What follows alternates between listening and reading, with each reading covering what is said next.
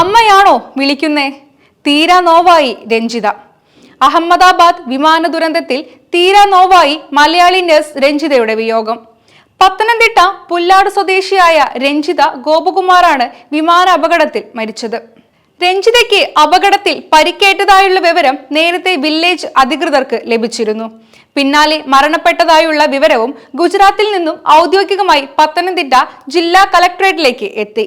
School കഴിഞ്ഞെത്തിയ മകൾ അങ്കിത വീടിനുള്ളിൽ കയറിയത് ഉള്ളുലഞ്ഞാണ്. അമ്മയ്ക്ക് ഒരു അപകടം പറ്റിയെന്നും ആശുപത്രിയിലാണെന്നും മാത്രമേ ആ 12 വയസ്സുകാരിയോട് അപ്പോൾ പറഞ്ഞിരുന്നുള്ളൂ. അമ്മയ്ക്ക് ഒന്നും പറ്റിയില്ലെങ്കിൽ പിന്നെന്തിനാണ് ഇത്രയും ആളുകൾ? ഇതിക ചോദിച്ചു.